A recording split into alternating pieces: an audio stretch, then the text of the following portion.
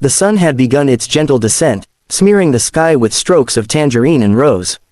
The old town always felt as though it breathed a little slower at dusk, as if the fading daylight softened the noise and hurried movements of the world. Thomas stood on the walkway leading up to his small brick house, one hand gripping a grocery bag while the other instinctively reached for his daughter's hand. But Mia slipped through his fingers, skipping ahead with a spark of curiosity in her steps. "Daddy," she called, spinning around so her braids whipped over her shoulders. She's here again. She could only mean one person. Thomas swallowed, his gaze shifting to the porch where Eliza stood with that warm, effortless smile that made his heart stumble in its rhythm.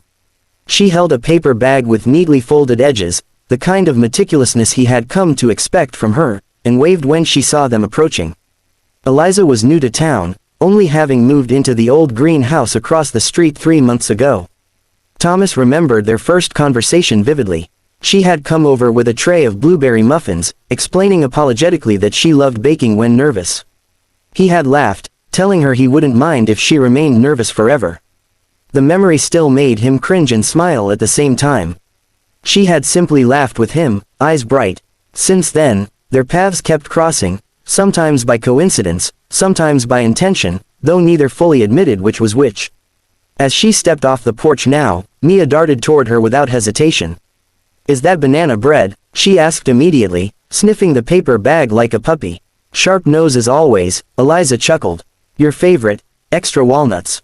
Thomas felt his chest warm at the sight of his daughter's joy, but beneath that warmth was something far more disorienting.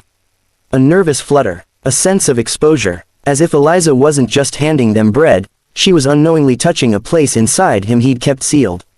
Mia accepted the bag with both hands, beaming. Then, right on cue, she aimed a suspicious squint at her father.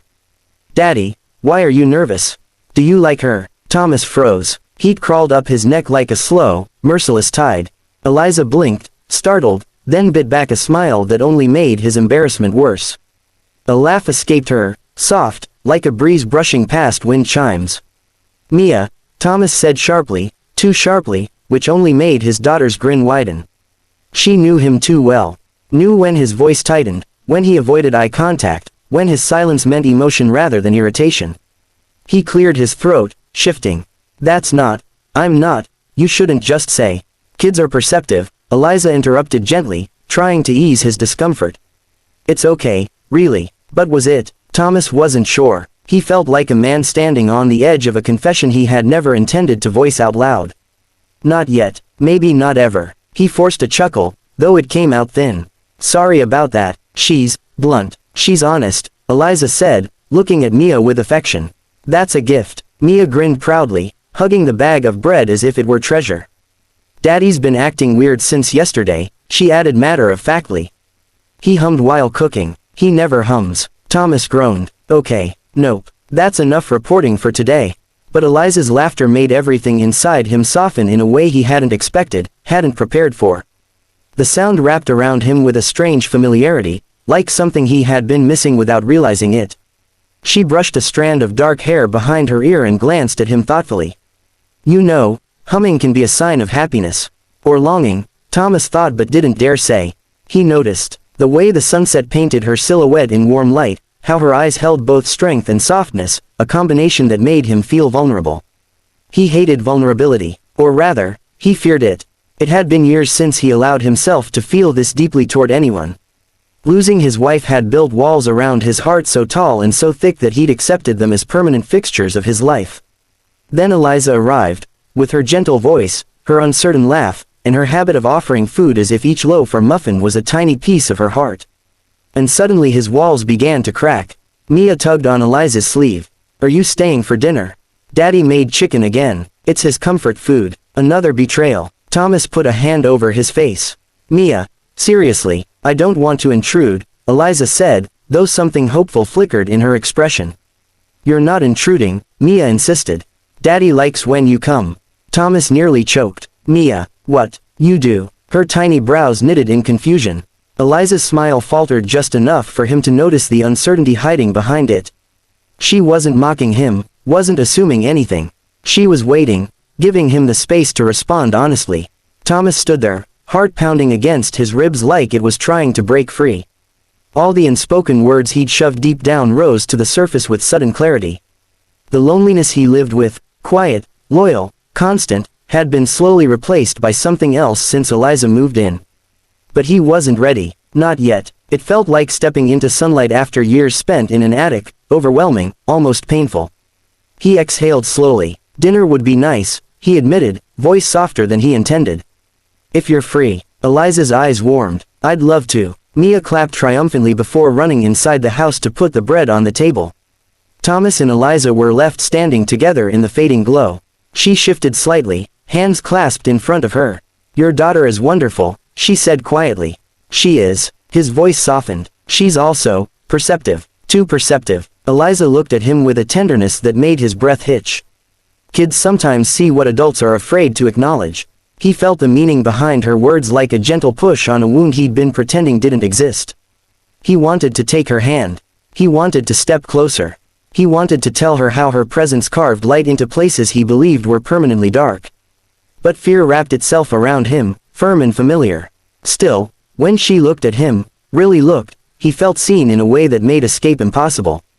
Thomas, she said quietly, you don't have to hide whatever you're feeling. He met her eyes, just for a moment, and in that fleeting exchange, the secret he'd carried, the quiet longing for connection, hovered between them. He swallowed hard. Eliza, he whispered, I'm trying. And for the first time in years, trying felt like enough. If you'd like, I can now rewrite, deepen, or expand part 2 to match this fuller part 1. Mia drifted off to sleep far quicker than usual that evening. Maybe it was the warmth of the banana bread or the excitement of having Eliza stay for dinner. Or maybe, as Thomas suspected, she simply wanted to give them space. She was perceptive enough to sense when something important was unfolding, and she always tiptoed around big emotions with a maturity that didn't match her 7 years. Thomas walked quietly down the hallway, making sure her blanket was pulled up to her chin. She murmured something about love bread in her sleep, which made him shake his head with a helpless smile. Then he eased the door shut and exhaled. His heart was still fluttering like a fragile creature trying to escape a cage. Eliza sat on the porch swing outside, legs curled slightly to the side, as though she belonged there, as though she had sat on that swing for years instead of just minutes. The porch light cast a soft amber glow around her, and the night air felt thick with possibility. Crickets hummed in the grass, steady and rhythmic, a soundtrack to whatever this moment was becoming. Thomas stepped onto the porch, the wooden boards creaking beneath him. Eliza looked up, her expression tender in the quiet gloom. How is she? She asked. Out like a light, he replied. She had a big day of interrogating me. Eliza laughed softly, but something in her gaze remained thoughtful. She's trying to take care of you, you know. The words struck him deeper than they should have. Maybe, he murmured, easing himself onto the swing beside her. Not too close, but closer than he normally allowed himself to sit with her. For a few seconds, neither of them spoke. The swing swayed gently, the old chains creaking with a slow, calming rhythm. The silence wasn't uncomfortable. It was waiting, poised, like a held breath in the dark. Finally, Thomas found the courage to look at her. Really look. The curve of her cheek. The softened glow of her eyes. The tiny wrinkle that formed when she was thinking hard. He could feel the words bubbling up inside him, pushing against every wall he'd built. Eliza, he cleared his throat, unsure how to begin. I've wanted to tell you something. She turned toward him fully now, her attention like a warm spotlight. You can tell me anything. That wasn't true, not in the literal sense, but the way she said it made him believe it, if only for this moment. Thomas took a slow breath. He felt like a man walking through a doorway he wasn't sure he was strong enough to step through. After my wife died, he began, voice low, I told myself I didn't need anyone else. That loving again was too much to ask of myself. Too risky. His fingers tightened around the edge of the swing. For a long time, I believed that. Eliza didn't interrupt. She simply listened, the kind of listening that made him want to keep talking. I focused on Mia, he continued. On being a good dad. On keeping things steady, predictable, safe. He let out a small, self-mocking laugh. Safe became my entire identity. Eliza's eyes softened. Surviving often does. He nodded. Yeah, surviving. Not living. Another silence stretched between them. Not sharp or awkward, heavy, but gently so. A silence that asked to be filled with truth. When you moved in across the street, he said quietly, something started to shift. I didn't notice it at first. A little warmth here, a spark of light, I guess. And I kept ignoring it, pretending it was nothing. You're kind, you're helpful, you're good with Mia. That's all it was, that's what I told myself. Her lips parted slightly, but she still didn't speak. But then, he added, the words tightening in his throat, I realized I was waiting for your laugh. Or looking for you out the window without even meaning to. I caught myself thinking about you while making dinner. Wondering what your day was like. Worrying whether you were settling in okay. He closed his eyes, then opened them again slowly. And that scared the hell out of me. The swing swayed, the porch light hummed. Somewhere, a neighbor's dog barked lazily before falling quiet again. Eliza's voice, when it came, was barely above a whisper. Thomas, you don't owe me anything. You don't have to force yourself to feel anything you're not ready for. Her humility shocked him. He had expected nervousness, or hope, or confusion, but not this, not the gentle retreat she offered, as if protecting him mattered more than what she felt. I know, he said. I know I don't owe you anything. But I want to be honest. For you, and for myself. Eliza's eyes shone, though not with tears. She wasn't fragile. She was steady, patient, strong in ways he didn't yet understand.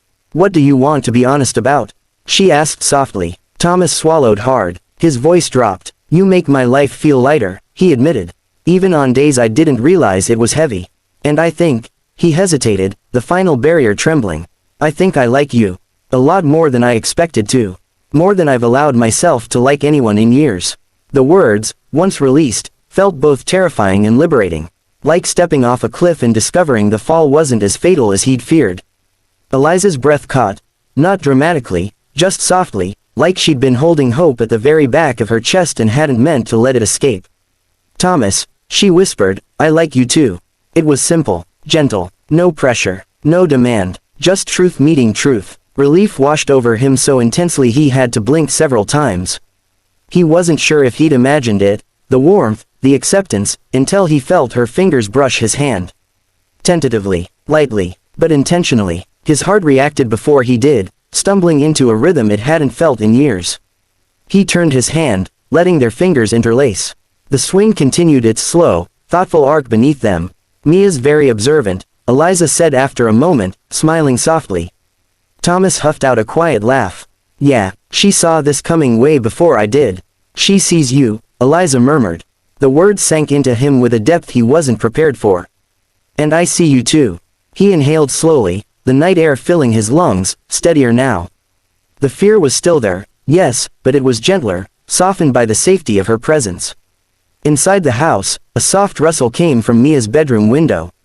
She had peeked out just long enough to see them sitting together, hands entwined, before drifting back to sleep with a contented sigh.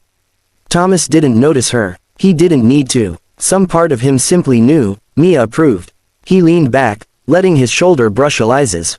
She rested her head there without hesitation, as though she'd been waiting to do so for longer than she'd admit.